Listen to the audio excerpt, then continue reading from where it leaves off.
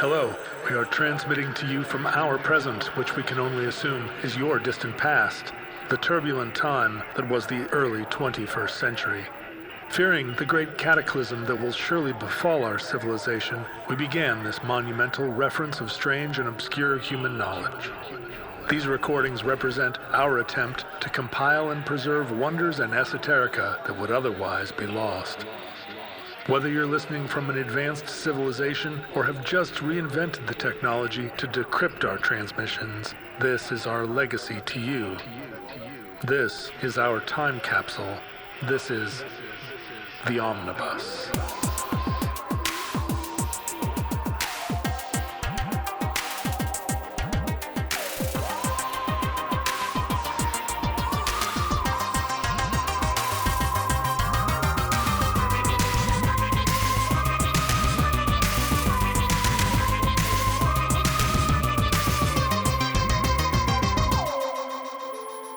You have accessed entry 438.LU2319, certificate number 41799. Exiled to Sentosa. So pack your bags, prepare for adventure, and get ready to make memories that will last a lifetime on Sentosa Island. Welcome to the show, Nathan Jennings. Thank you for joining us here on the Omnibus Project. Thank you for having me. I'm happy to be here. You seem vaguely familiar, like I've met you many times before. Are you local to the region? Depends on how big you're defining the region. I live in the Intermountain West, which isn't technically the same region you're in. But yeah, I live in, I'm contacting you today from Lehi, Utah. Oh, from Lehi, Utah. I have a doctor of nursing there who is currently prescribing me some medication. Not from Lehi, he's from Provo, but you know, the Intermountain West, as you like to say. Sure. How's the weather out there? Is it sunny and clear and crisp and cold today? It is, as one might predict for a Utah autumn. Yeah. As I'm picturing you where you are, well, those are the four words that came to mind, and I can't think of a fifth word. I guess windy. Yeah, it can be. Yeah. We're in a valley here. It's a bit of a nature's wind tunnel. And Nathan, what is your line of work? Can you describe your not just your area of expertise, which we're going to get to in a moment, but like what is your sphere? I'm hesitant to say because I heard on a recent episode you and Ken were complaining about a lot of the guest hosts being boring middle-aged white attorneys. That's right. I don't want to be another one of those, but you know. But are you? I'm another one of those, yeah. Boring middle-aged white attorney. Yeah.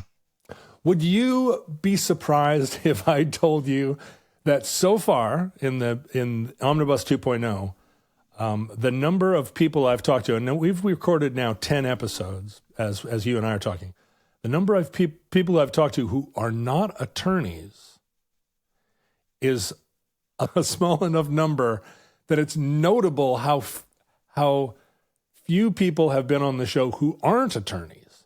Oh, wow. I didn't realize that we had such a broad listenership in the attorney class. Every kind of attorney. Well, if it helps, I'm not much of an attorney. What is your branch of attorneyship?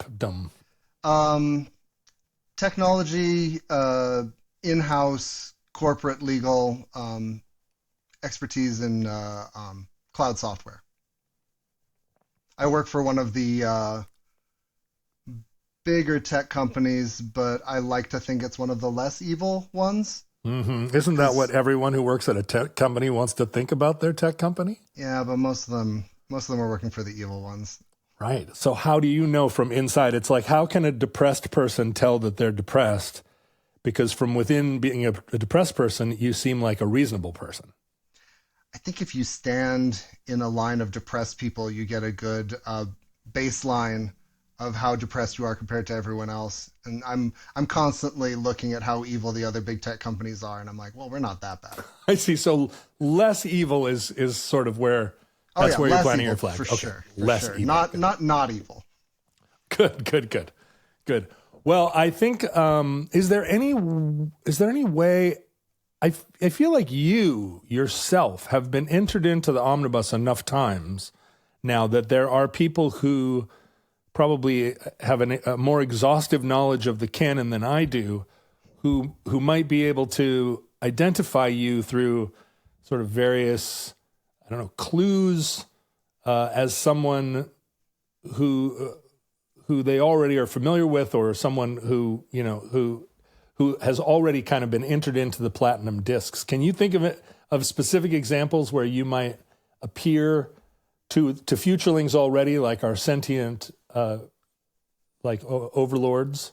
I'm not too worried that there's enough information about me in the record to dox me, although the futurelings wouldn't be able to do that. I'm long dead to them. Right. But Ken gets things wrong about me a lot, and so, I mean, you could probably do a whole, if I wanted to, I could guest host an addenda episode about all of the stories Ken told about me that I have different versions of. Yeah. I mean, you were raised nominally in the same household. Do you think he was aware of you a lot of the time? Oh yeah, when you were kids. I made my presence known, but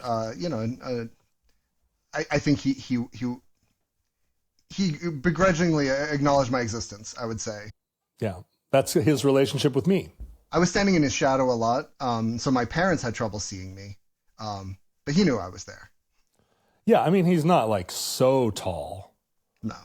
Yeah, he knew you were there. That's right. You were at night short sheeting his bed. You were putting extra salt in his Croco Krispies. Yeah, I mean, we shared a bunk bed.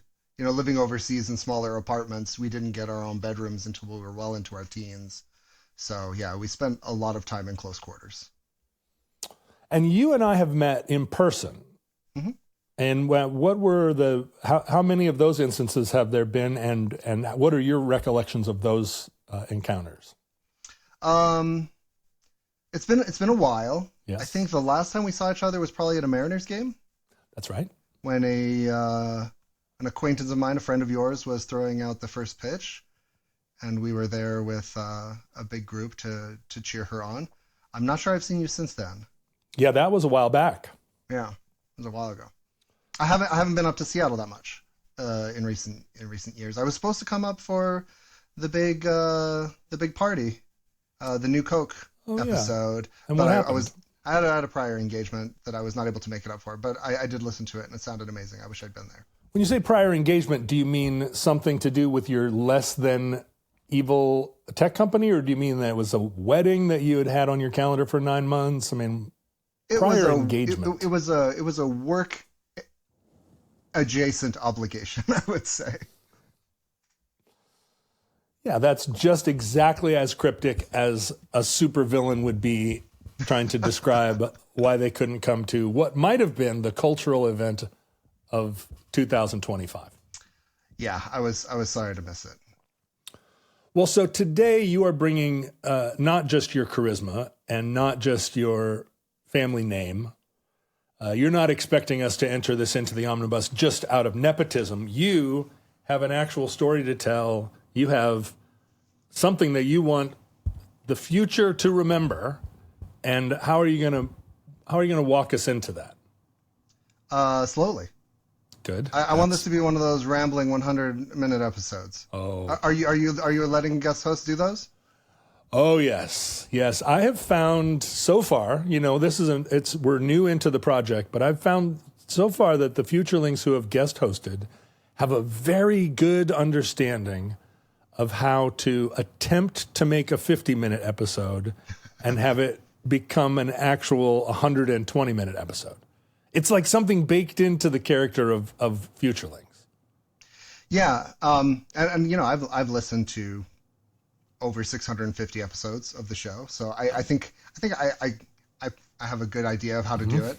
But yeah, no, I don't think we have to ramble. We can get to it. But I mean, it starts with, again, going back to Ken and I, and where our paths diverge. He graduated from high school in Seoul, Korea. I did not. Isn't that weird? When you really think about it, isn't that something? It's a little odd. Wait, Nathan, were you in the same class as Kathleen Edwards? I was.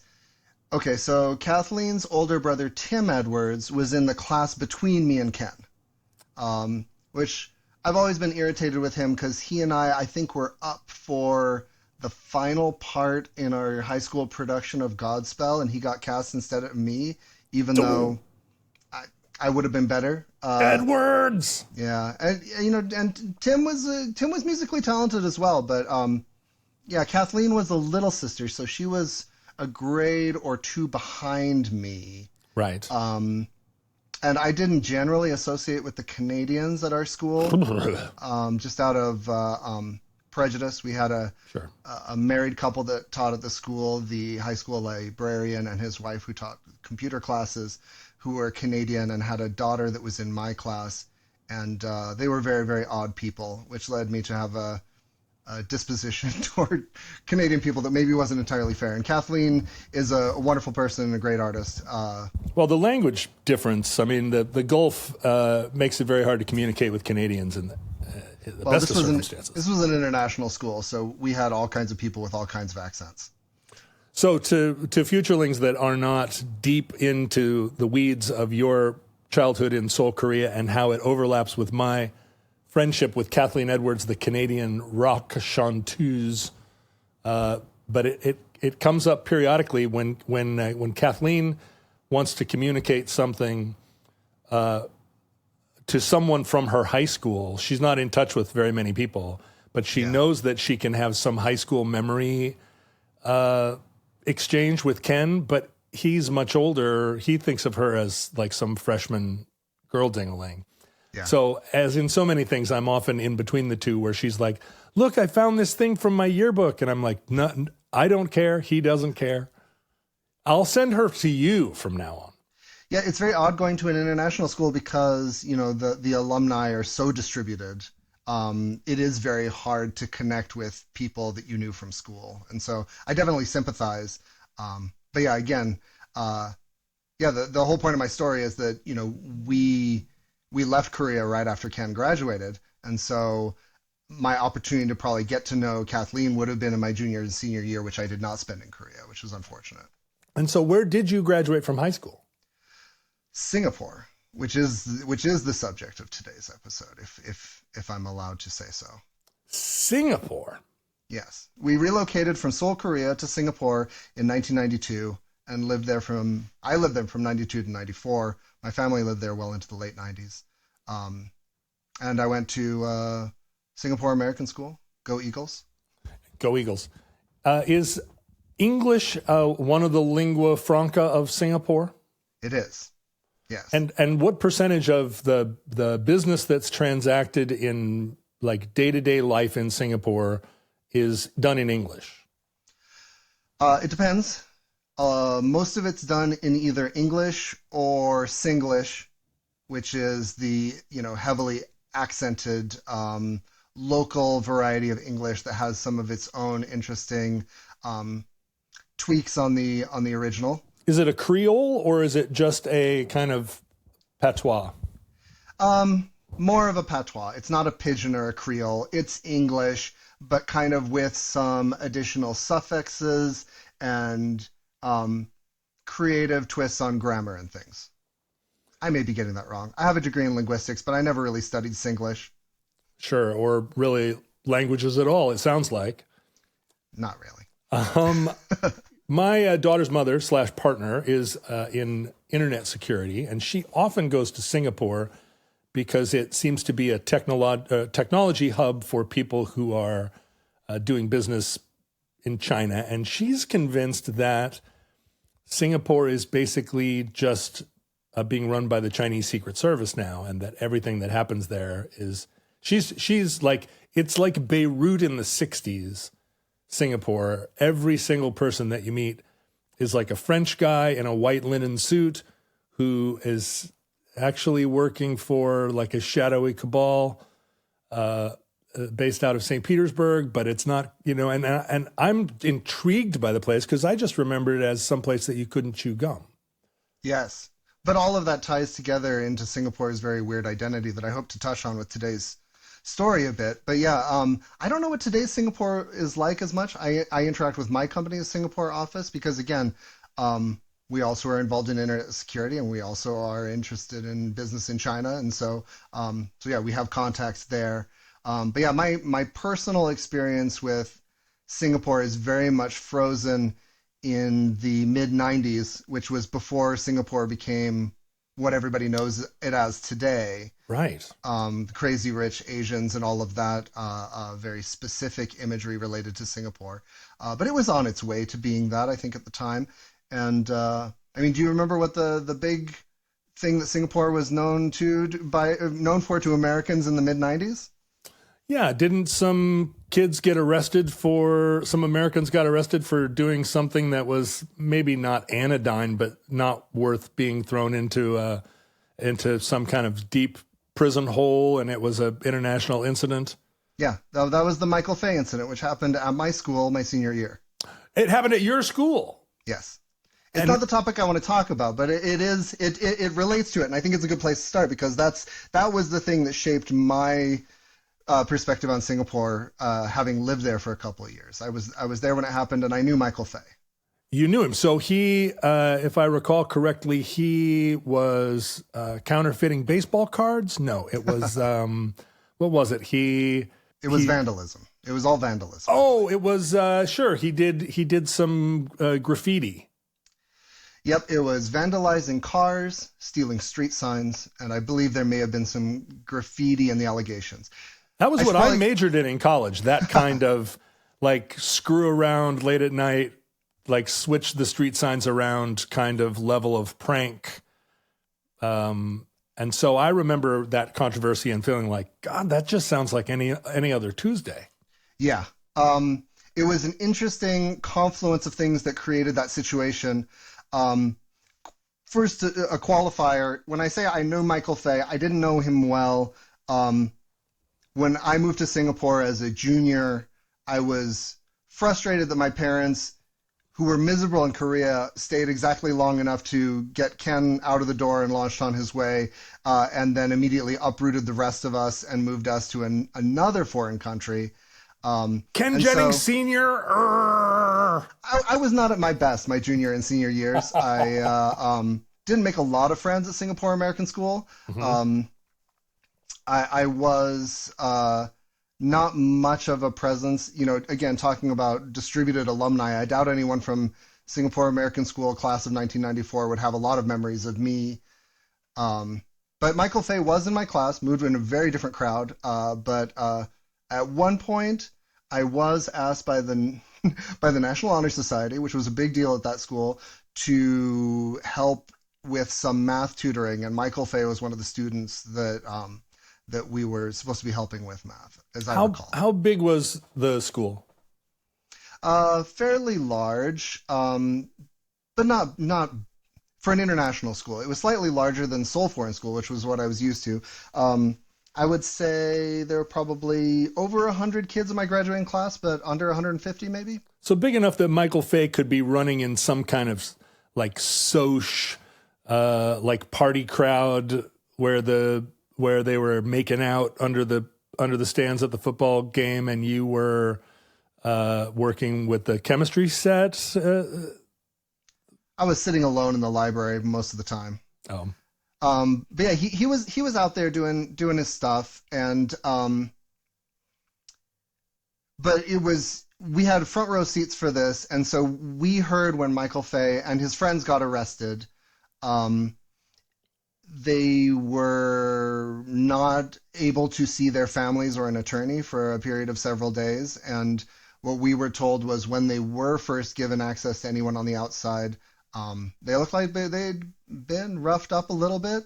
There was some soft tissue damage, cracked ribs, hearing loss among some of the kids, is what I heard. Extracting confessions. Go ahead.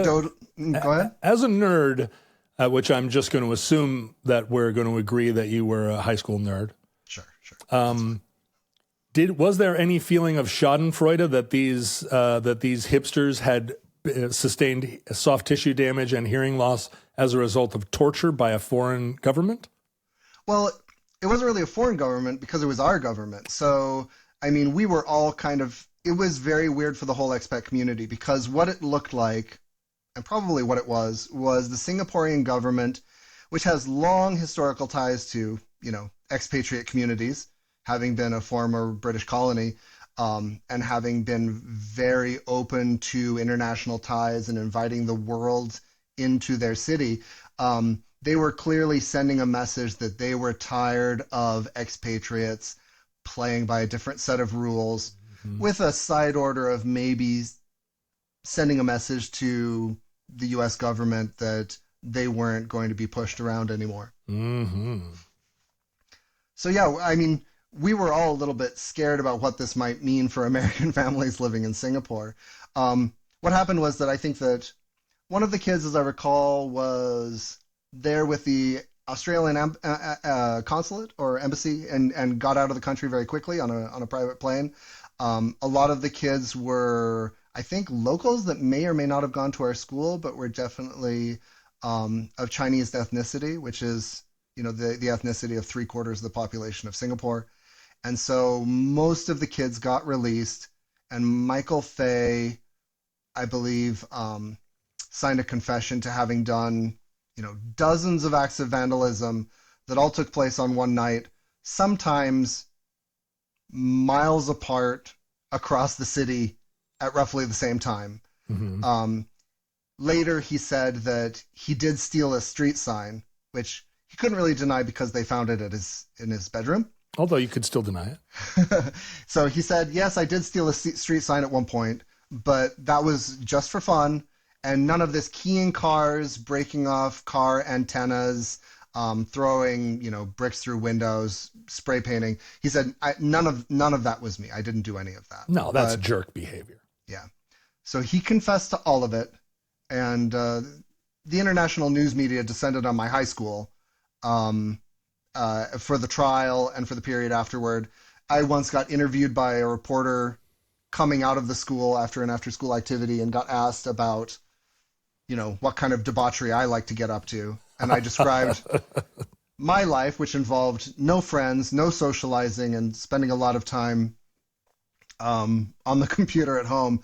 And they were like, you're not giving us anything we can use here. This is not the narrative we're looking for. Come on, kid.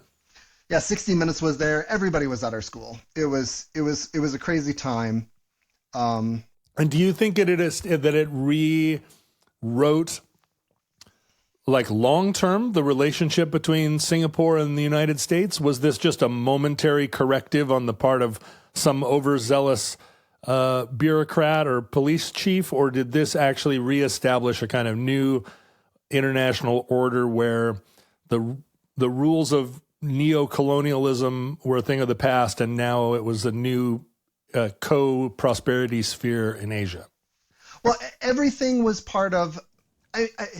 It's oversimplifying, but I think it's illuminating to say that everything that happens on this scale in Singapore is driven by a single force and voice, because at that time, the Prime Minister of Singapore, Lee Kuan Yew, had been the Prime Minister of Singapore for its entire existence. And so everything that happened related to Singapore on the global stage was the vision of Lee Kuan Yew being manifest. And I'm going to jump back and talk about a little bit more about Singapore history after we're done talking about Michael Fay, if I can. But yeah, I think that at that time, Singapore's strategy was to cozy up to China a little bit more, because China was an economic opportunity.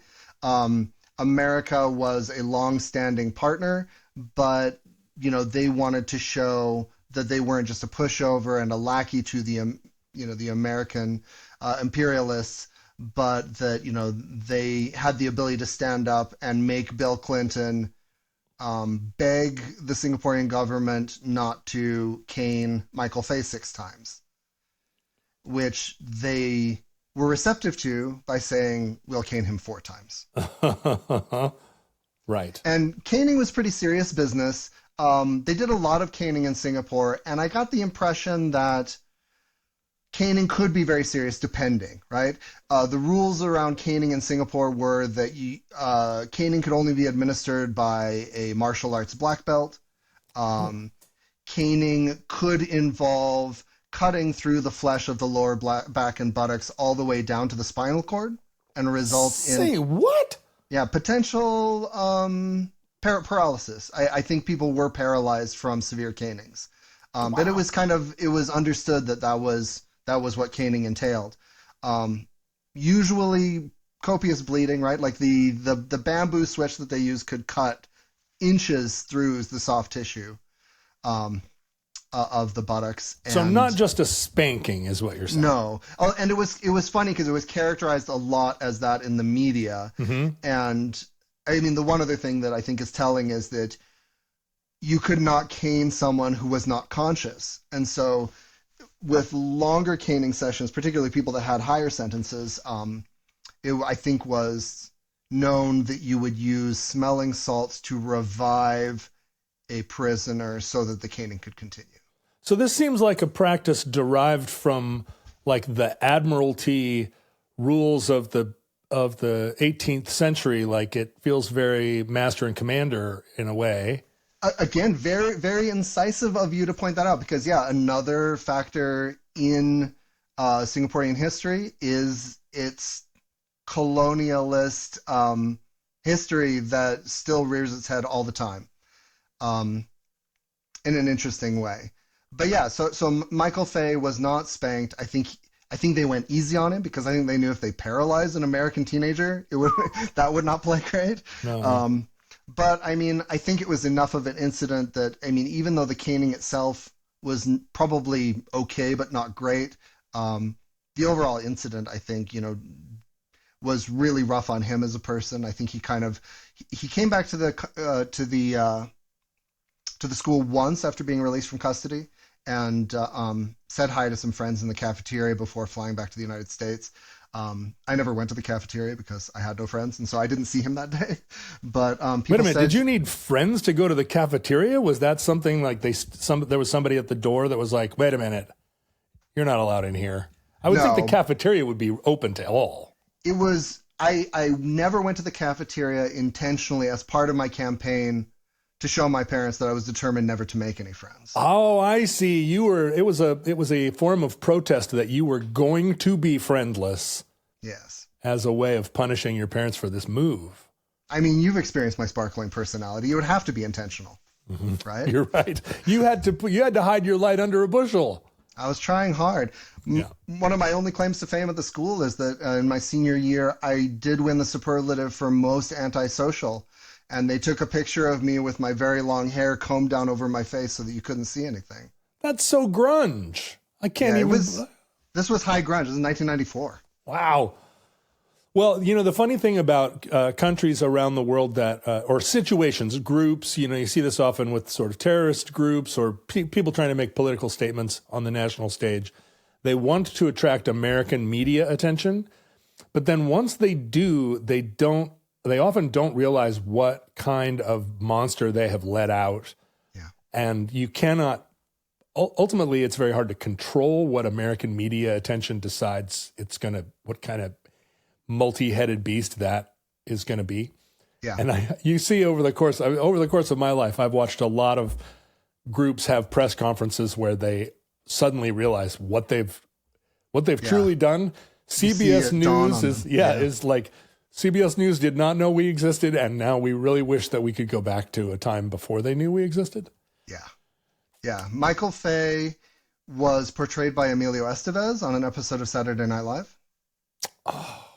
They did a cold open in, I think it was the long downhill slide of SNL in the mid-90s. Kevin Nealon's final season, maybe. He played the man administering the caning to Michael Fay, played by Emilio Estevez, who was, strapped to a rack strategically so that you could not see, whether his, actual bare buttocks were being exposed. Right. But the gag was that the guy doing the caning was so super nice and just wanted to be a great experience. So not a bad cold open, and not bad to have yourself being portrayed by Emilio Estevez at the height of his powers. Well, wasn't this Emilio Estevez at a point in his career where he was playing opposite like animatronic dogs, or was he in a relationship with where he was a detective and his partner was some kind of like bulldog, or am I thinking of some other actor? I'm not sure. Yeah. I know he was doing Mighty Ducks around this time. Oh, maybe that's what I was thinking about. It was post Brat Pack, but he was doing, kids movies and family movies.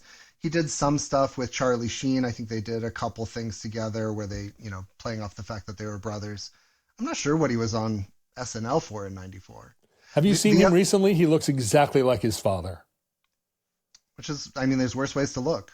But I look exactly like my father, and I wish I looked like Martin Sheen. The last time I saw Emilio Estevez give an interview, and I don't remember what it was for, but I was like, he's Martin Sheen. And yet Martin Sheen is still Martin Sheen. I know. Yeah, that's true. He still looks like Martin Sheen as well. Yeah. Do you feel like you look like your dad and your dad looks like your dad, and that two men enter, one man leaves? You've met both of us. I don't. Yeah, I have. I don't look quite as old as my dad, but No. I think there's more of a similarity there than probably Ken. Ken is TV handsome. That's different. Ken is TV handsome because they cover him with spackle now. They draw his eyebrows on with a Sharpie, but let's leave that aside. There's plenty of time for you and for the two of us to roast your brother. The other thing that happened, Michael, with Michael Fay was that he was, I think, a verse in a Weird Al song that same year, where he did. It was a Weird Al parody of the Crash Test Dummies humming song, which was big that year. And they made a verse about Michael Fay. Once there was a boy who went to Singapore and scratched up some cars or something like that. But after that, he disappeared off the map. And my understanding is that there may have been some substance abuse issues. I heard from friends. I think he ended up in Orlando and worked at the theme parks. Wow. Which is interesting because the story took a dark turn right at the end. I wish I could track him down and find out that he's doing okay. But yeah, I think the Singaporean government wanted to make an example of someone, and whoever they decided on, it was probably going to ruin their life. And so that's just how that played out for him. Michael, if you're listening, we tease because we love, and we hope you're doing well, and reach out if you want to come on the show and do an episode on. It doesn't have to be on caning. It could be on whatever you like. And maybe if I'd helped him with his math, we could have avoided all of this. So that's my big regret. And Nathan, so I apologize for that as well. I want you to forgive yourself. I forgive you. I want you to know that this isn't your fault. It wasn't your fault. It's not your fault, Nathan. Thank you. Just hearing you say that means a lot. Can you walk us through the colonial history of Singapore? What role did it play in geopolitics from the first time that a three-masted sailing ship entered the harbor until the post-World War II realignment of Asia? Go. Okay, so again, just to refer to the addenda episodes, I haven't had a ton of time to do a lot of research, and so that stands up to the omnibus way. Okay, that's what Ken said every morning. I did learn from the best. When I was at Singapore American School, I took a course in Singapore history from Jim Baker, who was one of the best teachers at the school and had lived in Singapore basically his whole life. So not the Jim Baker that people my age would know. This is Jim Baker with 1K. 1K. Okay. He basically looked like Kurt Vonnegut and wore Hawaiian shirts every day and was an irascible weirdo that had a lot of really interesting perspectives on Singaporean history. I love him. A lot of fun. Yeah, great guy. He's written some great books on Singaporean history. He's a bit of these days, I think, a bit of an authority on the subject, although he's long retired. But yeah, I found his classes very engaging. I took his class on Singaporean history and his class on the history of the Indian subcontinent. And not to brag, but I was the Asian Studies Student of the Year that year because Mr. Baker, I think, was impressed with my engagement with his subject matter. But yeah, he taught us all about Singaporean history from, having seen a lot of it himself. I think I may have also taken Vietnam history from him because he talked a lot about the Vietnam War. He's one of those guys. Yeah, sure. I imagine it played a shaping role in the region. Yeah. Well, very big on the fact that the U.S. intervention in Vietnam and in Southeast Asia generally to try to stop the domino effect and the spread of communism had not been great overall, and had not been great for Singapore, and had not been great for Vietnam as well. But wait a minute, you're telling me that the domino theory, that there's some question in your mind as to whether or not there were some holes. Yeah. we stopped the spread of global communism by bombing Dien Bien Phu? But they're not actually holes, because dominoes don't have holes. They don't go all the way through. I think the divots in a domino are called pips or something, aren't they? Pips, yeah, they are. They are. But yeah, that's getting ahead. This history of Singapore starts, I think, in the early 19th century, when basically it was an empty island off of the tip of the peninsula of Malaya. Some fishermen did some stuff there, but not much going on. So it was not always a kind of city-state like a Venice of Asia. It was just like a bog. Yeah, interestingly, you would think, especially considering the large Chinese population there, that there might have been something going on pre-British colonialism, but there wasn't. It was the Dutch East India Company that got there first. Stanford Raffles, who was a big shot at the Dutch East India Company, asked for permission to establish a port there because it was a good spot, kind of central to Southeast Asia, close to Malaya, close to Borneo, close to a lot of other things, where you could have a big harbor and kind of a lot of land for plantations and stockyards, to create a shipping port and a gateway to the southeast of Asia. Now, were Kuala Lumpur and Jakarta already major centers, or were those also sort of nascent cities? I think they were both already in existence, because those are countries with those are cities that are part of historical nations that have been around for a long time. Right. Singapore was very intentionally created artificially, and so yeah, the British built forts and plantations and a big harbor, and I think because of the Opium Wars and other things that were going on in China, huge numbers of Chinese nationals migrated there for work, and within the first couple decades, Malayan immigrants came across as well from Malaya, and for work and for jobs as well. But yeah, it was pretty much a Chinese majority, with a lot of British expatriates and Malayan workers in the mix as well. But yeah, the mercantile trade was definitely dominated from the start by the British and the Chinese there. So I think of Singapore as being one of those cities where it's colonial architecture. You go there and it feels like you're very much like in a kind of, it's maybe a little bit like, what is the second city of China?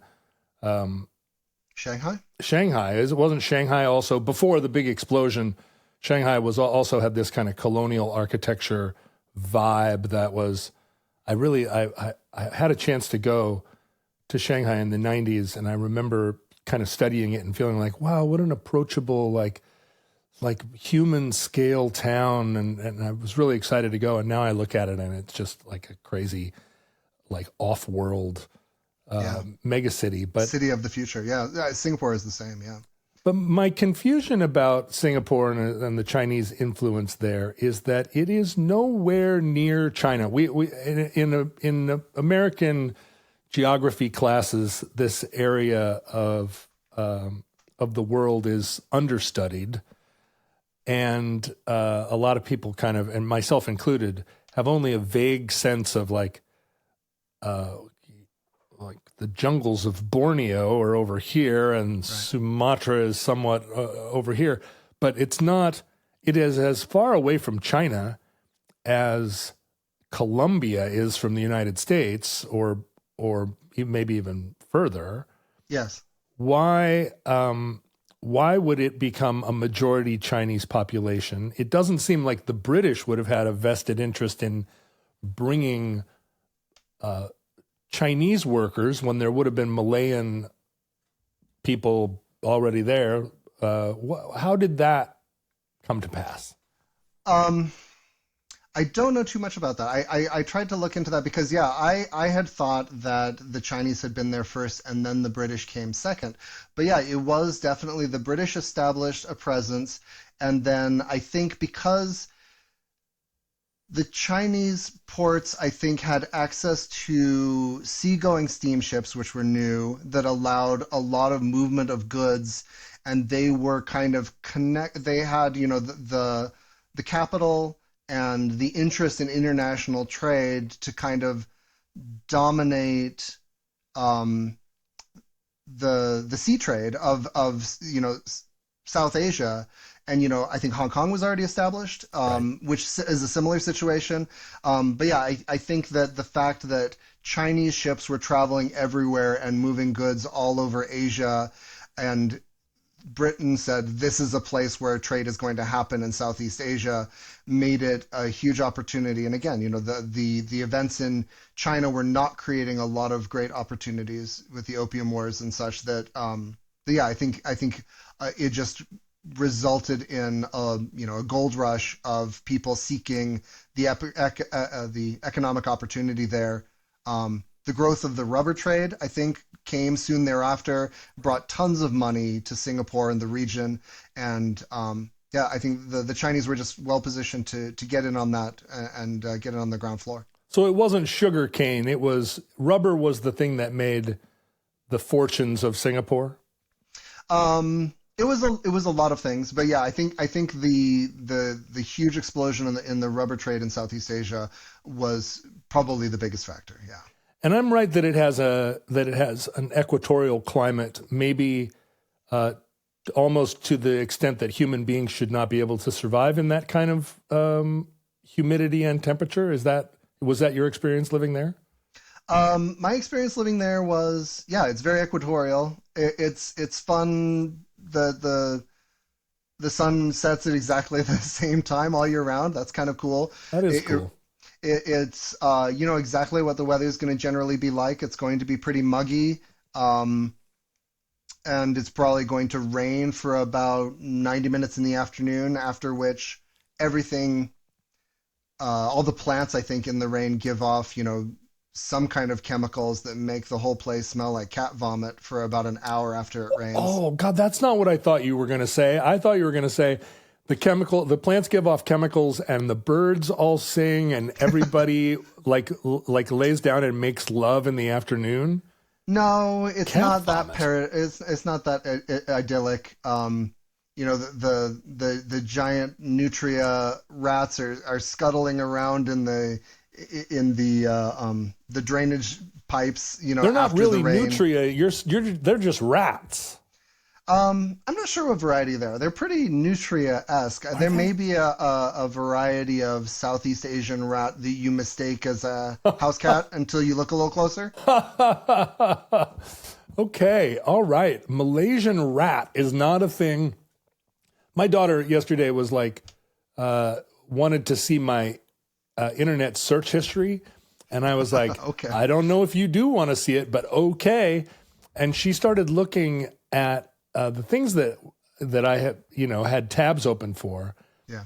And as you can imagine, and I'm sure this is true for you too, this is one of the reasons that Ken and I started the Omnibus, was that we had this similar set of like 40 open tabs, not a single one even remotely connected to any other, like a broad survey of just looking up random things, just random, insane kind of like, oh yeah, well then this and that. But Malaysian super rat was not a thing that I was on my bingo card to be in my search history. And apparently a Malayan field rat is a species of wood rat. And it is like, larger than your average bear. All right. Those may be what we were seeing. No, maybe not, though. This doesn't seem like a nutria. Well, anyway, we called them nutria. I remember that. Like we talked about the nutria in the sewers in Singapore. So I don't know. But again, I typically associate those with the Everglades. So I don't know. Maybe that was just an expat thing that we called all the big rats nutria. It is. Well, now, this normally if you were Ken in this situation, he and I would be beeping this out of the show. Beep. Because we both like to pretend that we already knew a ton of stuff about rats in Singapore. Oh, yeah. But in this situation, I'm not going to, there's no pretense that either you or I are like coming at this with like pre-knowledge. And so I'm just going to come right out and say that I just Googled, are there nutria in Singapore? And artificial intelligence wants me to know, no, there are not.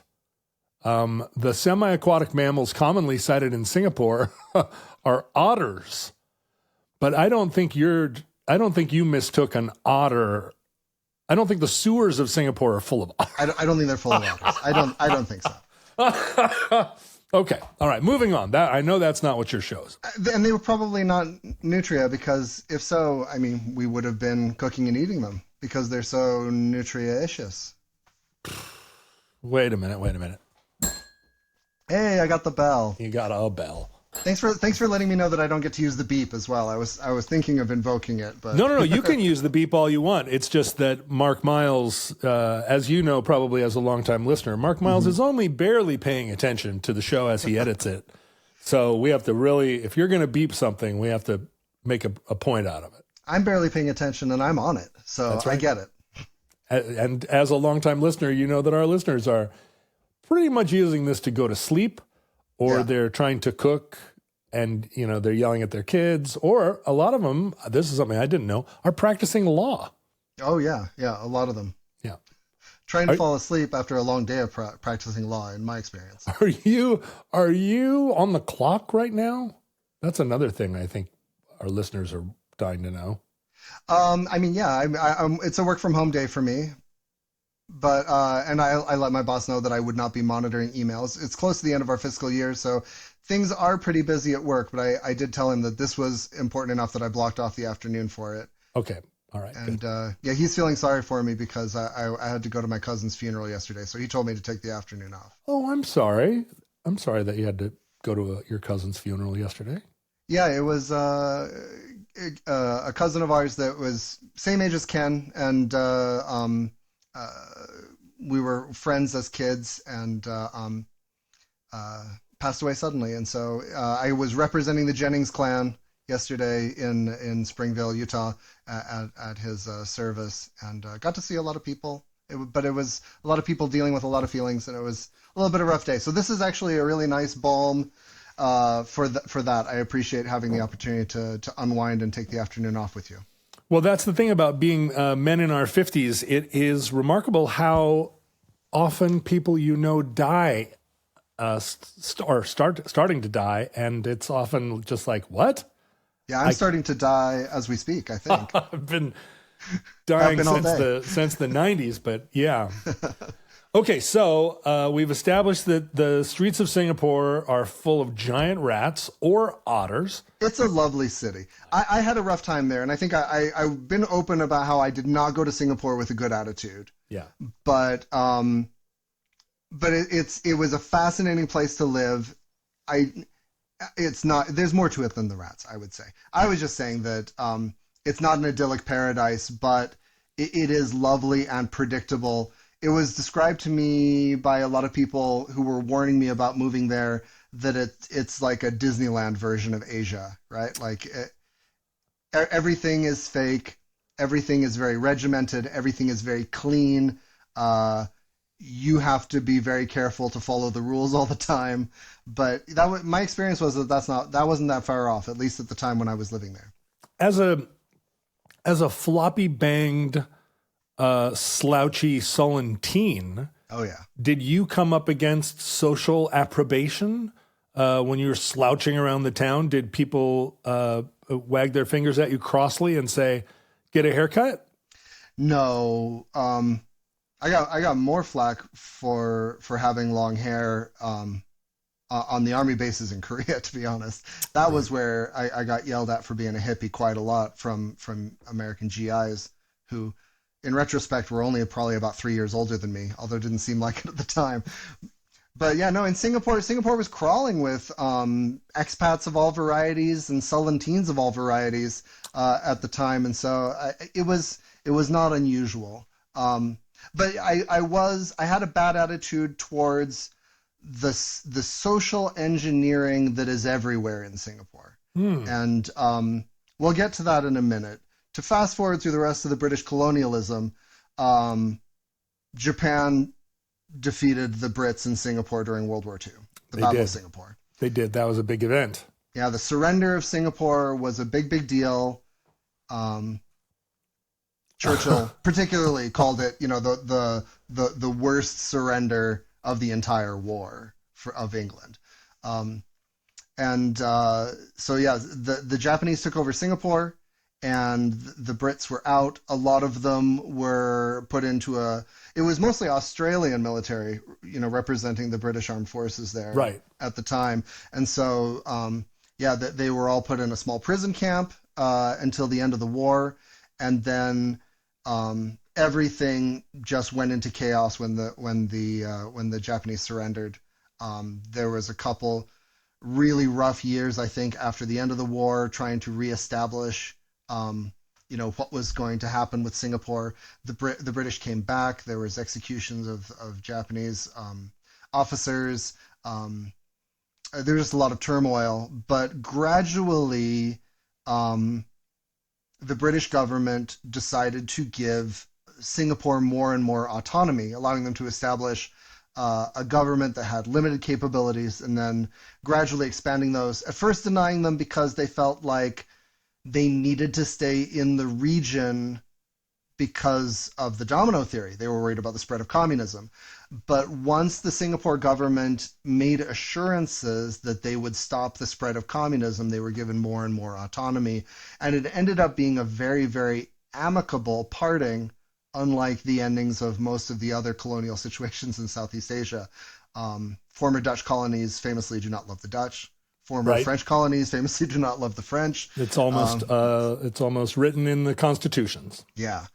But Singapore kind of modeled itself, and again, this was something you were alluding to, on the colonialist model in its transition to autonomy. And a lot of it goes back to the People's Action Party. People's Action Party? That doesn't sound right. People's Action Party? Is that what the PAP is? Sorry. Maybe we should beep this. Because People's Autonomy Party? No, that seems... No, it's the People's Action Party. It just sounded wrong when it came out of my mouth.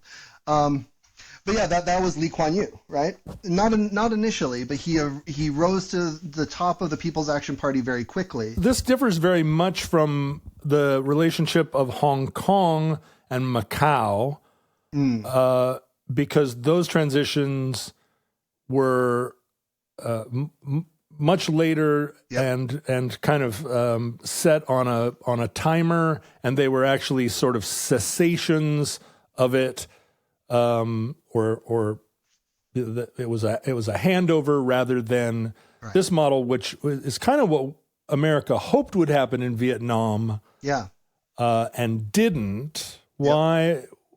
And this is completely, and it's happening. At the same time as the partition of India, but there was no revolution? Yeah, this was in the 50s and early 60s, and there was some turmoil and there was some civil unrest, but Lee Kuan Yew was a Cambridge-educated attorney who at the time was going by Harry Yew. He did away with that. You're a Harry Yew. When he rose to prominence in Singapore, he stopped using that name, but close family and friends called him Harry throughout his entire life, even though he was the great Lee Kuan Yew to everyone else.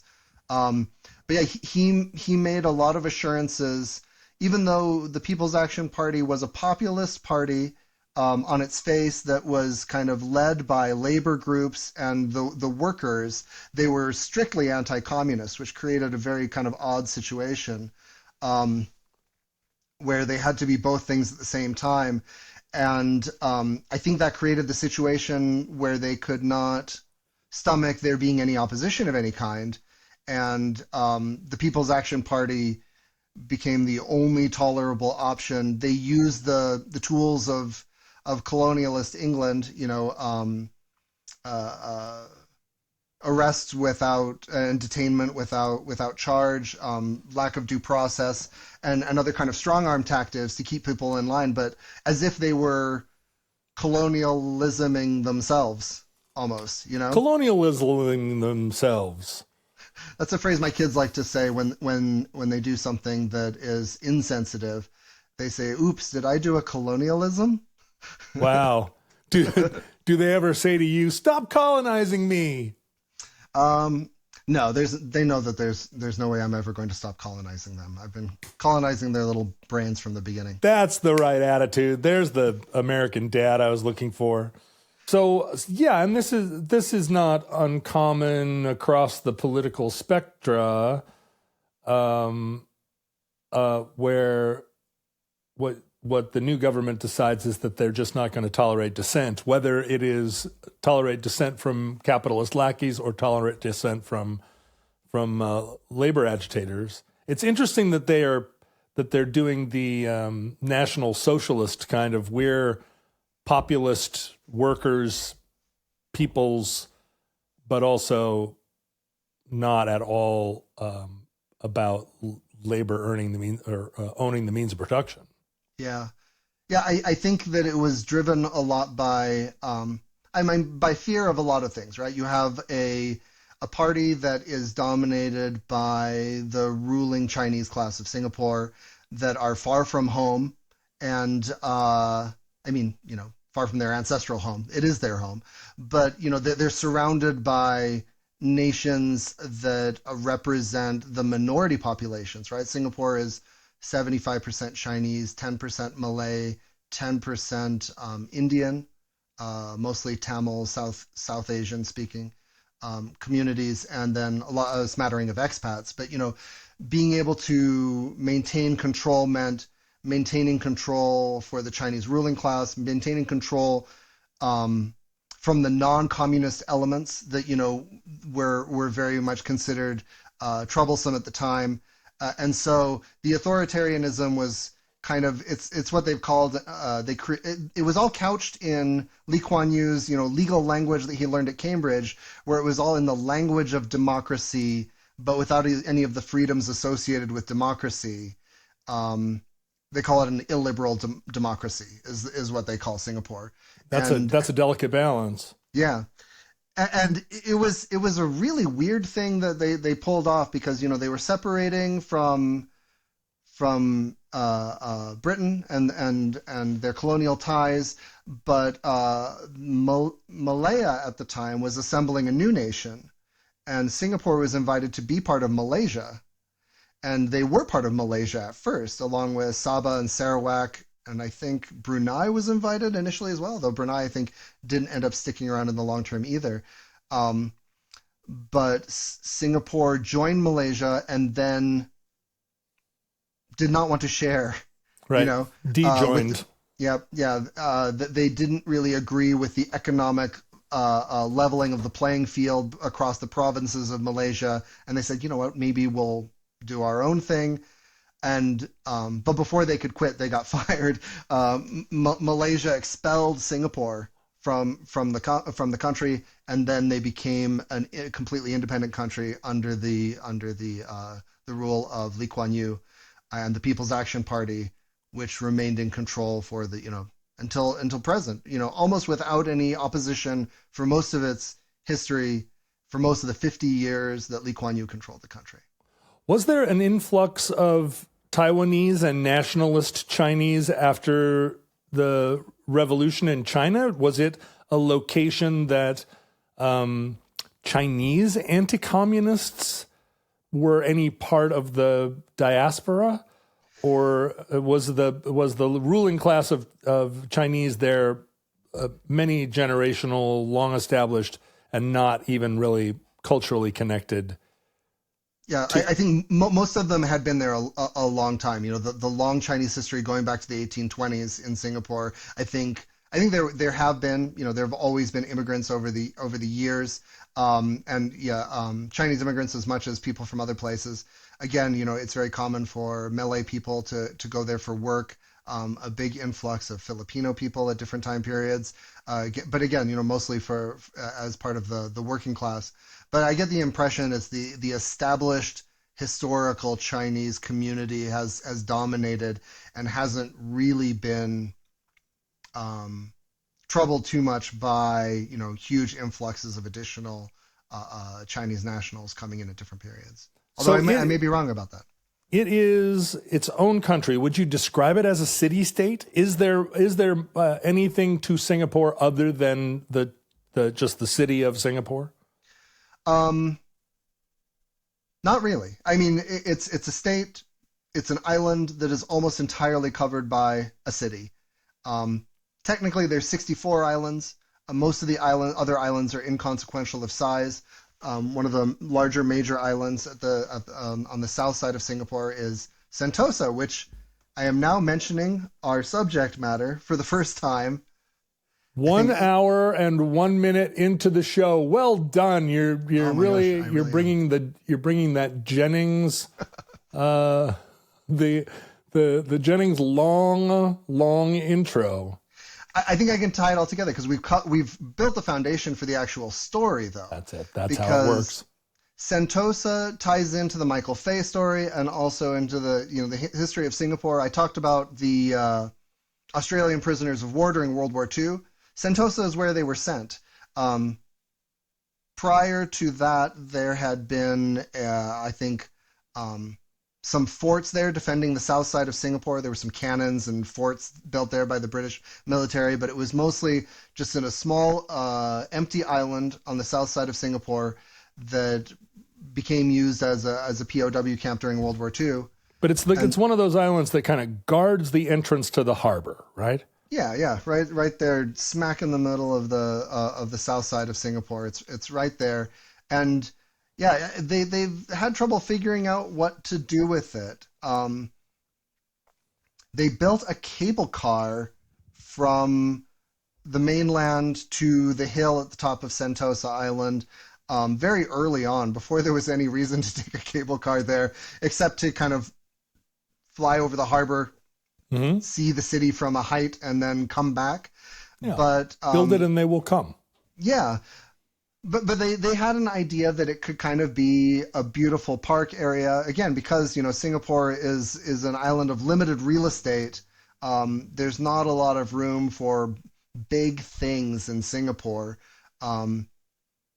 It comes down, it goes to the extent that, you know, the HDB, the Housing Development Board, I believe it is, of the Singaporean government, runs almost all of the housing that everyone in Singapore lives in. You know, 80% of the population, it was as high as 90 at certain points, live in government-owned housing, high-rise apartments owned by the government, built by the government. Even rich people are living in government housing. Yeah, except for the very crazy rich, as we know, who have their own houses that we've seen in movies. Yes. But yeah, it's very common for very well-off people to buy a 99-year lease.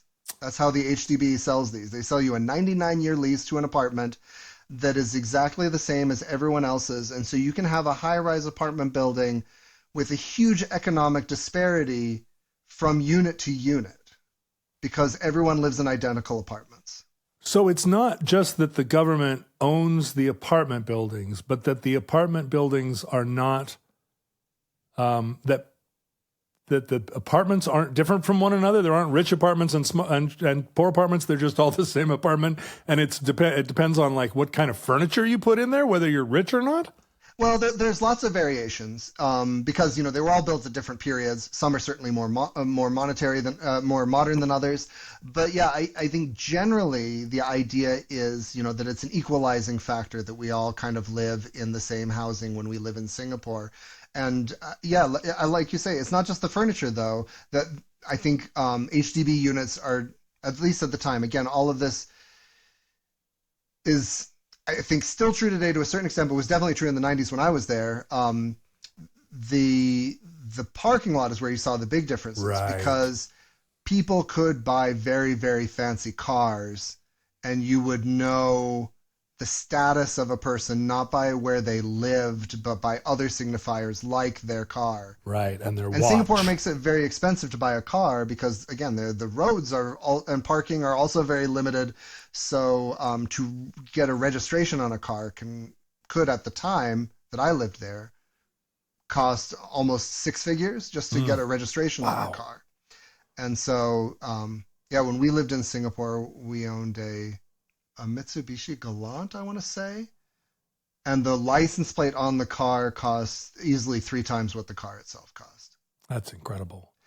But again, that's just a factor to kind of explain the real estate situation. Well, here in the Socialist People's Marxist Republic of Seattle, like a lot of, I think, one of the attempts or policies that often floated as a way of equalizing people's experience in the city is that when development is approved, when big buildings are approved, there's always a component where there's affordable housing included in what would otherwise be a market rate and in some cases luxury building.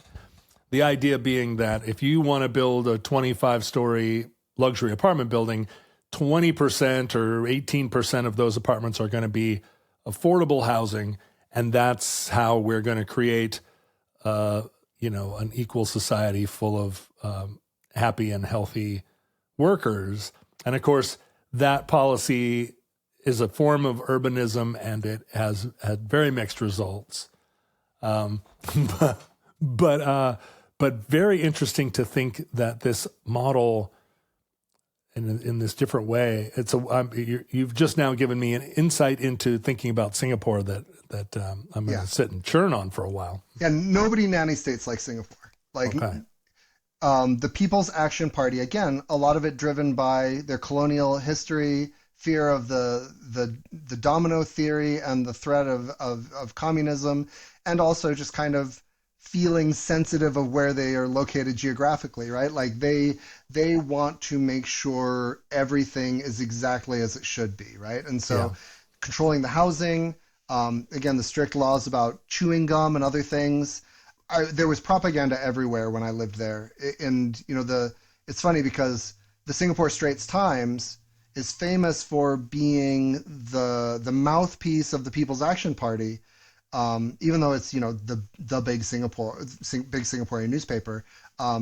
It's technically privately owned, but even being privately owned, if they want to operate under the rules, the laws of Singapore, they have to do what the government tells them to do. And so it was a propaganda rag. Whatever the government was concerned about was blazoned everywhere immediately.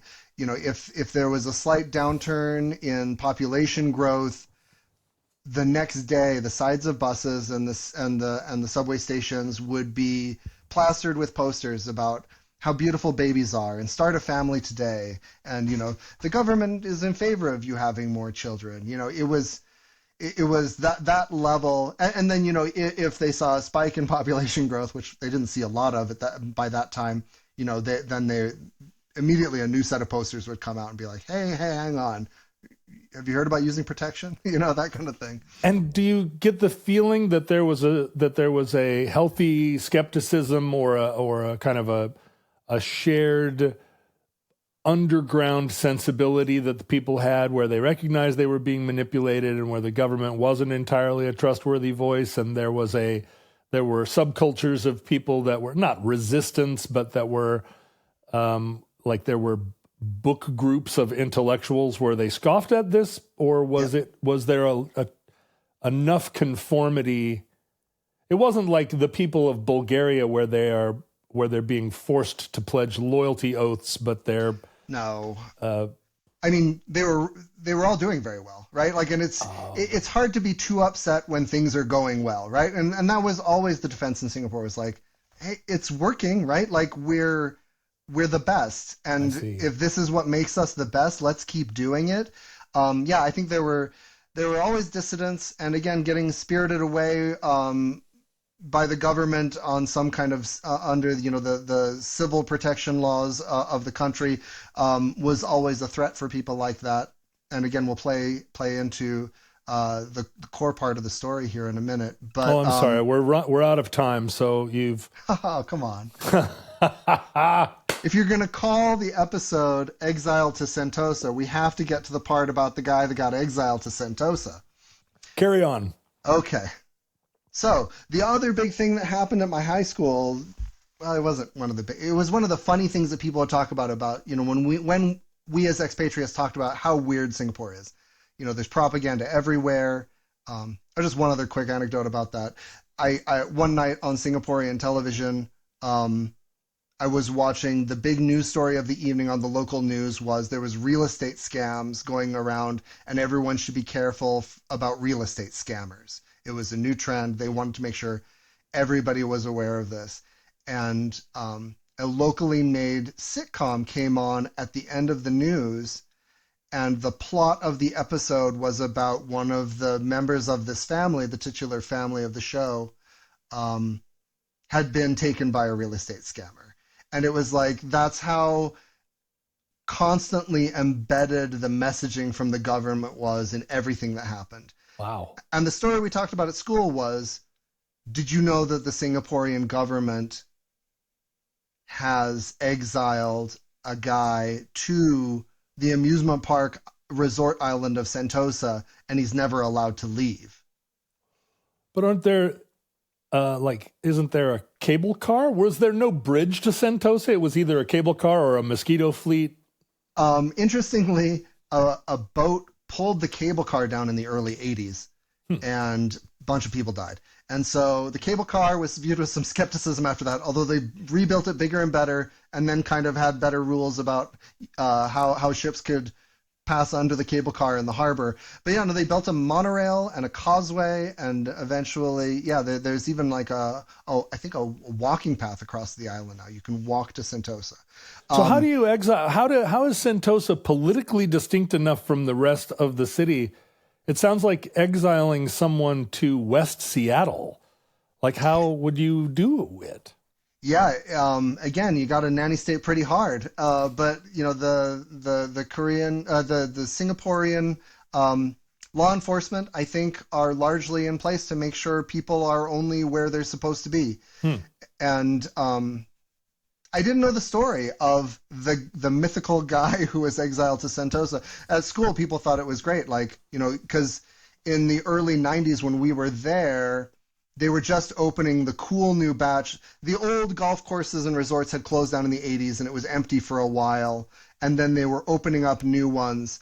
And people were talking about how you could go to Sentosa. There was a brand new water park. There was cool stuff to see. The beaches there were great. It would be great to be exiled to Sentosa. It's a paradise. Like what teenager wouldn't want to, live in a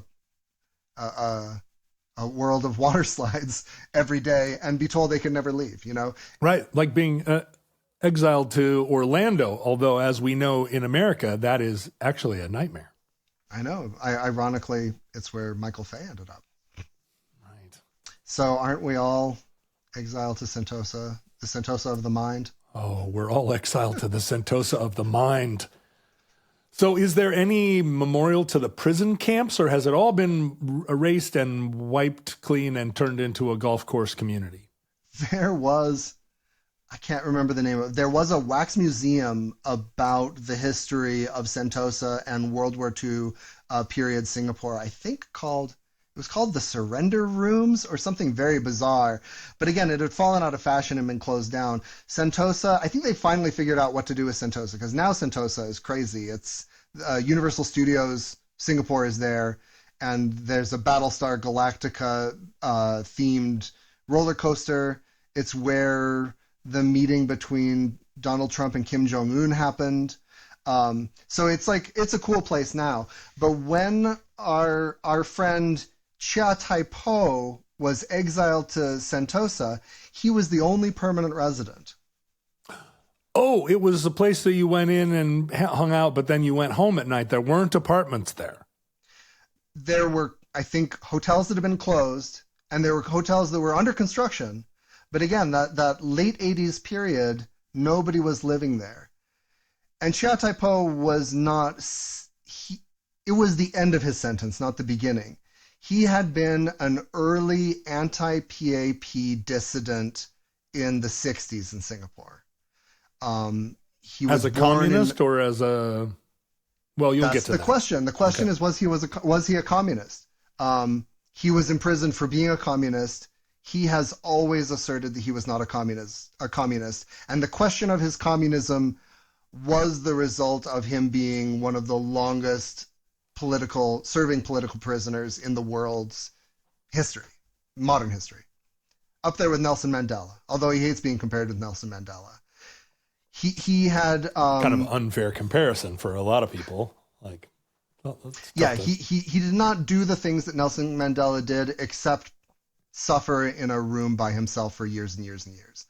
But yeah, he was a college grad, I think assistant professor in physics at a university in Singapore, and was involved during this kind of turmoil, post-Malaysia period, rise of the People's Action Party, and the Vietnam War picking up. He was part of a group that was demonstrating against the U.S. participation in the Vietnam War and other kind of populist issues that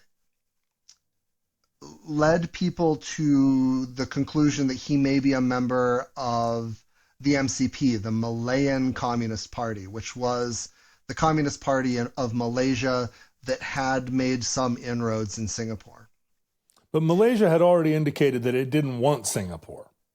Correct. But they were still closely tied in a lot of ways, and in a lot of the kind of non-politically dominant movements, I think there was still a lot of feeling of cordiality across the border. Because, Singapore is connected to Johor Bahru at the tip of Malaya by a causeway as well. So you can drive from Kuala Lumpur to Sentosa if you want. Right.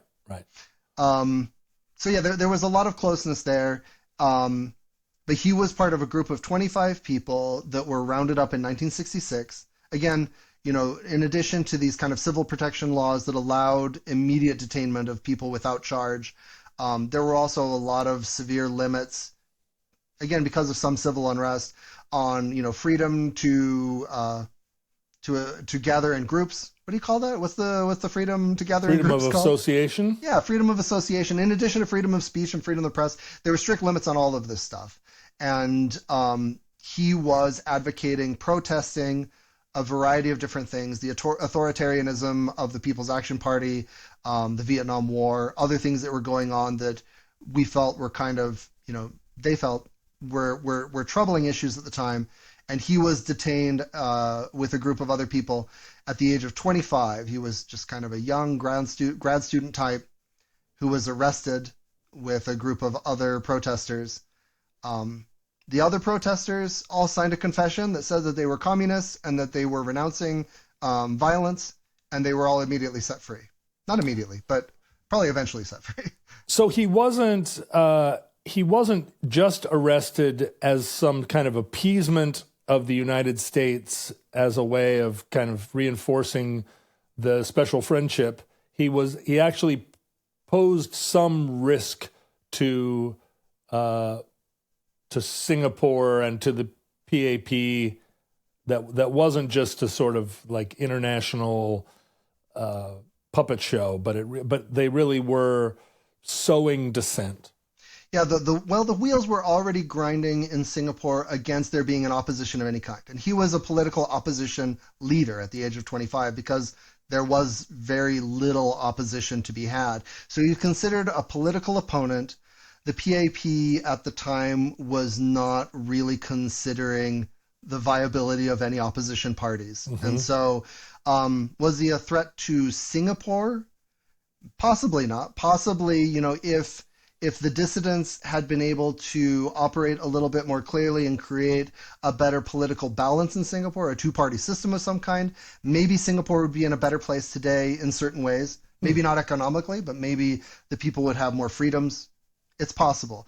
But yeah, the power, he was a threat to the powers that be, definitely. And he did not sign the confession because he said, the confession says that I am a communist, and I am not a communist. I have never said I was a communist. And the confession requires that I denounce violent action, which would require an admission that I had ever advocated violence, which I have not. What percentage of political prisoners, in your experience, are political prisoners because they take an ethical stand to one degree or another, where it isn't that they are taking an ethical stand, or it isn't that they're refusing to renounce their group that will send people to their deaths or that will result in their family being thrown into prison, but they're just refusing on principle to sign a confession that has no. They're willing to live in captivity for most of their lives rather than just say like, okay, whatever. I mean, Nelson Mandela was in jail. Yeah, no, I think a lot of political prisoners have a lot more going on and a lot more complex motives. In the case of Chia Taipo, it seems very clear it was just the one thing. He did not want to admit the thing that they wanted to him to admit. He was willing to be an example of Singapore being bad as something to point to for reasons why Singapore should be changed and improved. But he wasn't martyring himself exactly. He was just, I'm going to be the one alternative to this capitalist nanny state. And did he even have a proposal of what he represented? It was just he represented not that. Yeah. He represented the need for due process, right? And habeas corpus and things like that, right? Right, okay, sure. And at various times, he was in solitary confinement in a variety of Singaporean prisons, lost his eyesight, his health was very poor. They would bring his father in with a written confession and force him to sit in a room with his father under pressure to sign a confession. They would drive him through the city and show him how great Singapore had become and said, wouldn't you like to sign a confession and immediately have access to all of these things? So they wouldn't get off the confession either. The Singapore, no. The PAP was also going to stand on principle here. It was very specifically a one-on-one contest of wills between Lee Kuan Yew and Chia Taipo. Wow. Long after even probably the language of the confession was no longer relevant in any kind of Yeah, he was context. Never formally charged. Well, I mean, maybe not never. I think at some point they kind of threw some stuff together. He wasn't able to prove his birth in 1941 had been in Singapore. The documentation was hard to find, and so they revoked his citizenship. But yeah, just they gradually eroded his rights without he never saw trial, and he was in prison until 1989. Wow. And, because of the way the 80s went and, kids were super into Amnesty International and things like that at the time. I was a member of the Amnesty International branch of Seoul Foreign School at that time. We were all writing letters about guys like Chia Taipo, and Singapore decided it was not a great look for them entering the 90s to continue to have this guy in prison where he'd been since 1966, which is why they sent him to Sentosa. Oh, wait.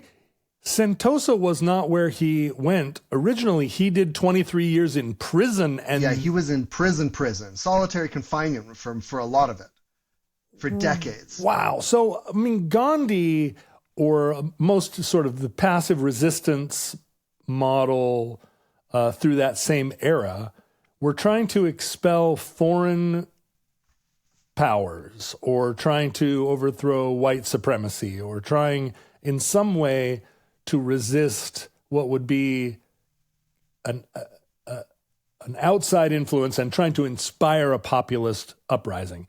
In this case, it was just two different visions of Singapore being advanced by two Singaporeans. Yep. And one of them did 23 years in solitary confinement over it. Yep. That's what it came down to. And he was still a prisoner, but they created the trappings of him not being a prisoner. He lived on, again, because in 1989 when he moved there, it was kind of in between eras of Sentosa. Nobody else was living there, but there were guard shacks and things for the construction projects, I believe, and just kind of protecting the dormant properties. And so he was forced to pay rent to live in a guard shack, and to buy his own groceries, so that they could say he wasn't a prisoner. He's doing his own grocery shopping and pays his own rent, and can walk around. He could do some walking around. Things gradually eased up. I think there were minders making sure he was where he was supposed to be. Eventually, they offered him a job. They said, if you're a civil servant, we can give you a paycheck. And he said, if I'm a civil servant, I become a puppet of a government that I'm a prisoner of. I'm not doing that. I'll find another way to work to pay the rent on my guard shack.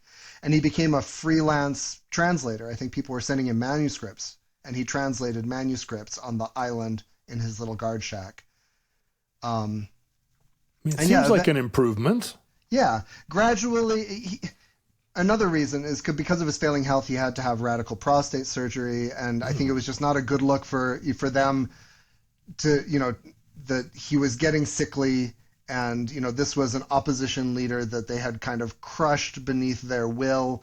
And they wanted to put a, kind of a happy ending on it if they could. And so they gradually loosened things up. Like I said, when I was living there in 92 to 94, it was kind of an urban legend everybody talked about, that there was this guy that lived in Sentosa.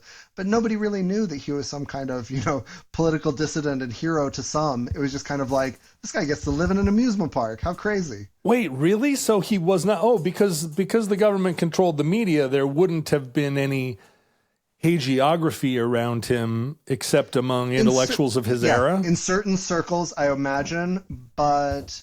American teenagers, no, I can say that. We did not know or possibly even care who he was. And he was only in his mid-50s at this point. So he's in terrible health because of his years in prison, but he's still, he's more or less our age or my age. Yeah. And gradually they loosened things up. He could go into the city subject to curfews. He could visit his parents. And then eventually, there was no point in even forcing him to live in Sentosa anymore. He was given he received a grant from the Hamburg Foundation to come to Germany and have a fellowship there that was specifically for politically persecuted people. And then, when he got back from Germany, they were like, never mind, you can just live your life now. I think there were some strings attached that he wasn't supposed to go back to being a firebrand of, political dissent. But, he was able to, finish his doctorate and move in with his ailing parents and take care of them and, eventually live a fairly normal life. And I think, started going to Malaysia and speaking to large audiences about his story.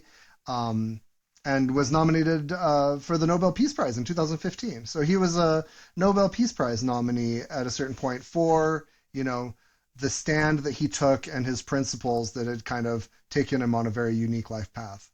During that period where he was originally released and living in captivity and more or less not exactly a public figure in Singapore, was he a public figure in the international community of people that were celebrating Leonard Peltier and Nelson Mandela? Did he rank among those people in the kind of like a global resistance, but not global resistance like the IRA and the PLO, but global resistance in this kind of humanitarian world of conscientious objectors?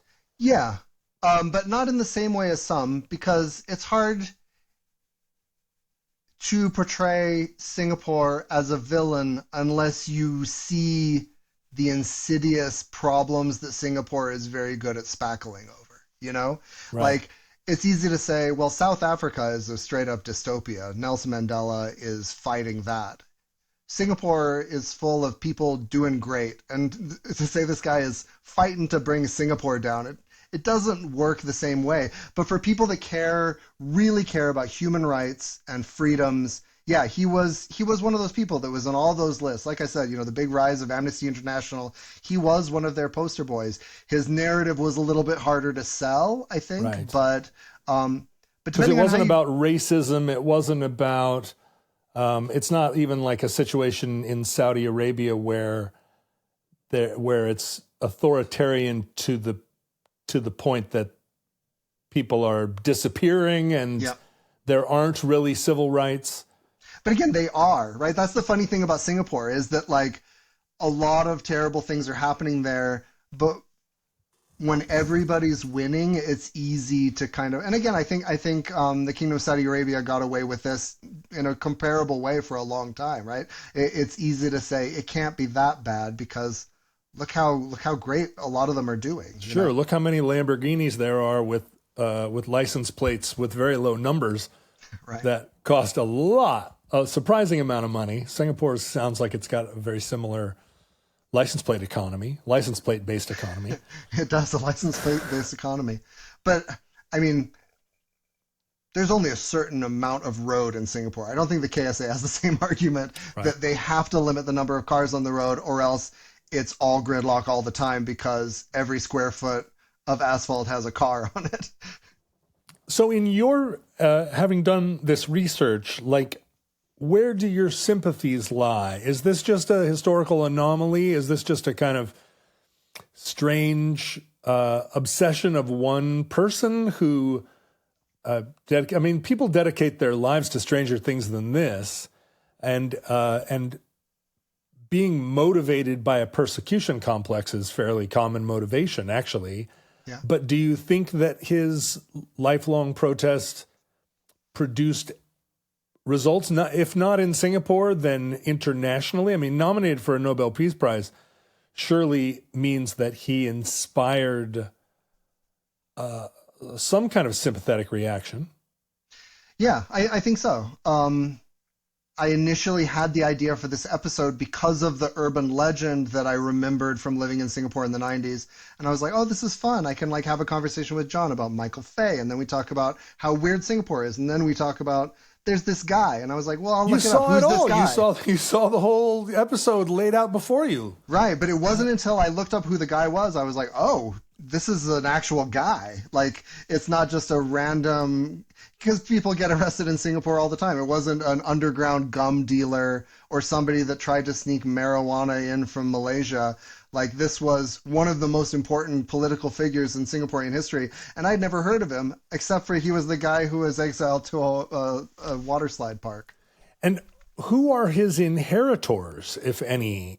I mean, does he have now people who have taken up his cause? Yeah, I think there's been growing tolerance. Again, I think just by erosion and just by will of force and the decreasing singular vision of Lee Kuan Yew over time, there is actual multiple political voices in Singapore now. And I think that that's a result of, long, hard effort from people like Chia Tai Po to kind of create a situation where more than one political voice can be tolerated there. Lee Kuan Yew died a few years ago, and his son is a political power in Singapore.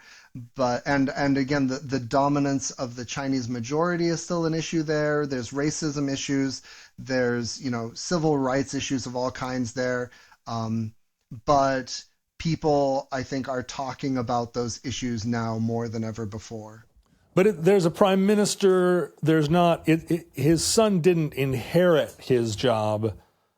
No, it was a gradual transition where after he'd been the prime minister for roughly 30 years, he handed the prime minister position to his chosen successor Gochok Tong and became what was called, he created a new position for himself, the senior minister. And after 10 years of that, then he became the ministerial advisor or something. Sure, this is what Castro did for a long time, right? Yeah, so that's why it's 50 years as control, even though he was only the prime minister for 30 of those years. But it's interesting, he published a memoir. I think this might be a good way to put a pin in the overall story. Lee Kuan Yew's memoir talks about Chia Tai Po in an interesting way. Wow. He says, one communist cadre held out after more than 20 years in detention, a believer who refused to give up even after communism collapsed worldwide, Chia Tai Po. He was a determined man with stubborn if misguided convictions.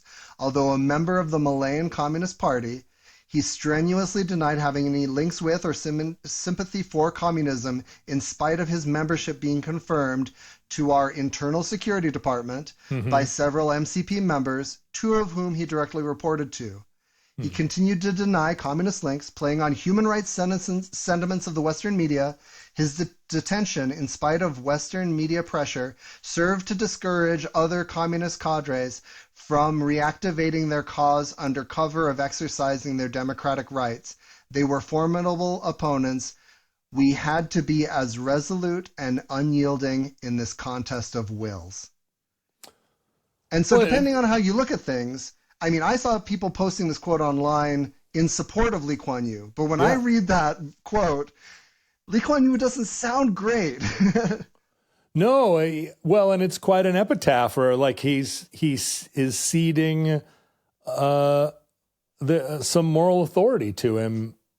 Yeah, and even saying that like we had to keep him in prison all through the 80s because we were worried if we let him out in the 80s, at which point, the People's Action Party had been in power more than 2 decades. Immediately communist overthrow fomented, right? That's what he's saying. And it doesn't really hold water from my point of view. It's a little bit of a bummer that that's his statement in his memoir of his take on why it was the right thing to do to keep Chia Tai Po in prison. Chia Tai Po's perspective, just to give the other side of it, the quote from him that people go back to is, when let out of prison, he said at 57, "Of course, the best part of my life is gone. That goes without saying. But if I had those years to live over, I wouldn't do anything differently. I wouldn't have signed the confession they drew up that I was a communist because I never was and I never advocated violence." Again, he still held to those 2 things that he would never confess to. And he said, the best of my life is gone, but I took a stand on these 2 things and it was the right thing to do. Right. Wow. I'm talking to my teenager a lot about personal ethics. And, part of it is this education that teenagers who live in a secular world they don't get. It doesn't seem like a common enough conversation, although it is present in our daily life all the time. The question of, if you are not governed by an ideology, then what governs you, if not your personal code, a personal ethic that you put together out of your education and out of your inner convictions? And how does a secular person live a moral life? Why would a secular person live a moral life? It's an argument that people that live according to codes and ideologies often advance. You aren't living according to a code, so what keeps you from just being an anarchist? Right. And living according to an inner code is complicated. You have to address it constantly. You have to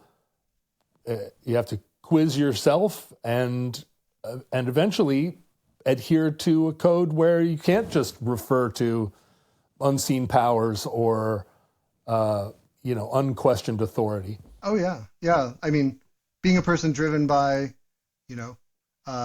Christian guilt and other, things of a very belief-focused upbringing, I respect secular humanists because they're doing it the hard way. Good for them to make it yourself. And when it comes to today's teenagers, I I think they are doing that.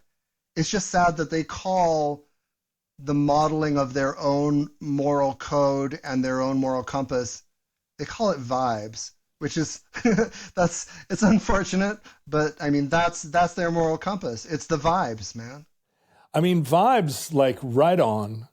But the question of whether or not you're prepared to do 20 years in solitary confinement over vibes, like, you see it so often online where people like make a stand, and then it's like, well, we're taking your Cheetos away, and they're like, whoa. Hang on. Hang on. And now this, the stand, sure.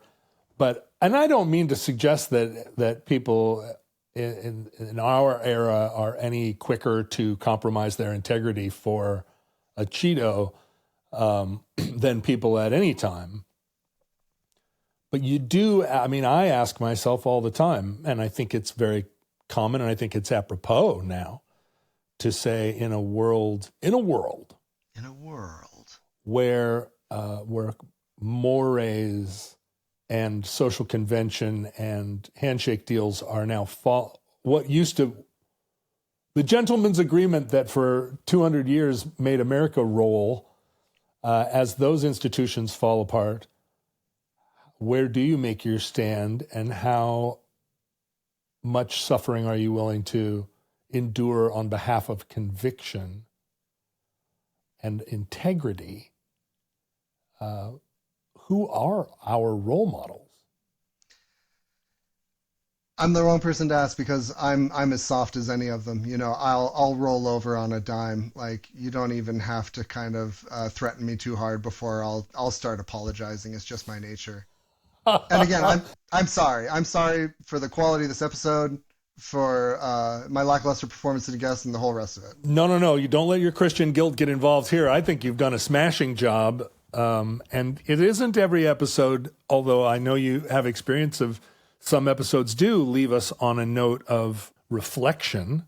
Mm-hmm. They don't all end on, a pirouette and a pun, especially, God, now that Ken's not here, the number of puns has just fallen right to the floor. I thought I'd be able to bring it, but I guess when I'm too into the subject matter, I forget how important those are to the formula. You had one, but no, I really do feel like, although we're living in an era where a lot of people are quick to avow that they are cowards, myself included, we also are not living in an era where a lot of people have actually been pushed to the limit.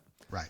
And there is this kind of casual cowardice of like, okay, whatever, like oh, there's some controversy and I said something and everybody's mad. Okay, whatever. I recant and just leave me alone.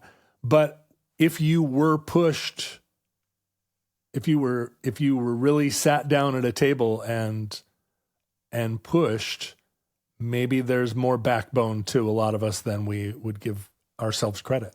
I think that's probably true. I think, yeah, if it got very, very serious, I think a lot of people would take a stand. I'm not necessarily hoping that things continue to get worse to the point where we're starting to see a lot of that happening. But we may be on our way to a place where a lot of people are pushed to their limit and decide to stand up and do something about it. And get exiled to a water park. You can only hope. Well, Nathan, thank you so much for coming on the show. I love talking to you, and I really hope that as more kooky, crazy ideas come into your head, that you'll join me again. And I feel like this story absolutely deserves inclusion in the great corpus of the omnibus. Yeah, if the futurelings feel like I'm a reasonable simulacrum of my superior sibling, if everyone says they don't want any more of me, I will happily return to Ken's shadow where I belong. But if called upon, I'm happy to help out because I love the Omnibus Project and I think it's worthwhile. And it's been very exciting to be given the opportunity to participate and be entered in the record for future generations. There's always going to be a vocal minority, I think a very small minority, that are like, enough Jennings content. And there's always going to be people that are like, no more lawyers. Oh, yeah, but well. I think we got right here today a Jennings and a lawyer. You know, Ken is the only Jennings male that isn't a lawyer, right? More or less, yeah. I wouldn't necessarily recommend having all of the Jennings lawyers on the show. I think you picked the right one for this particular invitation. Are you saying if your dad steps forward and has a story that he's like, the government in Squim is making it hard to He might listen to this, so I'm going to go on the record and say he would be an amazing guest. Great, thank you. Okay, Nathan. Well, we'll see you again. We'll see you again soon, regardless of what the vocal minority calls for. Do you need me to help with the outro? Do you need me to do the goods and cheese and the rest of it? Do you have it memorized? No, I don't. In our era, we were on social media, blah blah blah. Yeah, no, you can do that part. I can't do the whole thing. But what about the other one? Futurelings from our vantage point. Can you do that one? Well, do I have to admit that I thought it was better before you added the extra part? The goods and cheese? Yeah, I like the original version. All right. I told Ken that, and he said he was never going to pass that feedback on to you. Can you remember? I mean, I can take the goods and cheese part out. Can you remember the speech? Futurelings. No. From our vantage point in your distant past. From our vantage point in your distant past. We hope and pray. The catastrophe we The grammar of this part is also a little bit funny, right? Well, Ken wrote it, and he says it differently than I do every time. He always has his tenses kind of stacked up in a different way. I'm like, we're talking to the future from the past.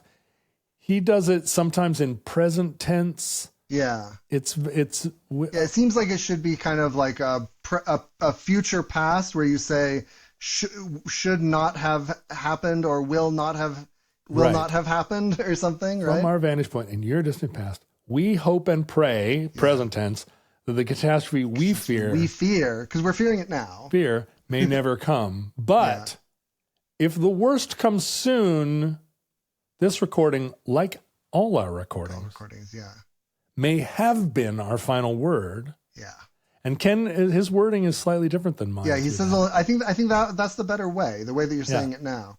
But the way that Ken says it, I'm always like, oh, the cases are not lining up grammatically, especially when it's one long nested sentence like that. The thing is, he's never going to listen to this episode. That's one thing we both know. And so we could spend another 20 minutes nitpicking your brother. And oh man, I'm so glad he's not on this show anymore. Yeah. Although he may still read the Facebook comments. I know that was part of his favorite part of his week. Yeah. Okay, Nathan, I'll let you go, and we will talk again soon. Thanks again. Yeah, thanks for having me. And that concludes Exiled to Sentosa, entry 438.LU2319, certificate number 41799 in the omnibus. Futurelings, I hate social media, and I'm sure you do too. We disavow it, and yet we contribute to it here at the Omnibus Project. Anywhere you put in Omnibus Project, you will find we are there beavering away. Fans of the show can be found anywhere that Futurelings congregate. Just type in the sobriquet Futurelings, and they will be throughout the internet. You can email us, and we will receive your email at theomnibusproject@gmail.com. You can send us physical mail to The Omnibus Project, 609 Southwest 150th Street, number 48084. Burien, Washington, 98166-9998. Our show is listener supported at patreon.com/omnibusproject. Thank you for helping us continue to keep the show on the air. We have a lot of special stuff behind the paywall at Patreon, including outtakes of the shows, show notes, photographs of ephemera, contributions from our co-hosts, supporting documentation, and a large backlog of addenda shows featuring former co-host Ken Jennings, and merch items for different tiers. Lots and lots of exclusive content there. So go to patreon.com/omnibus project and join the community. Future links from our vantage point in your distant past. We have no idea how long our civilization survived. We hope and pray that the catastrophe we fear may never come. If the worst comes soon, this recording, like all our recordings, may have been our final word. But if Providence allows, we wish you many goods and cheese and hope to be back with you soon for another entry in the Omnibus.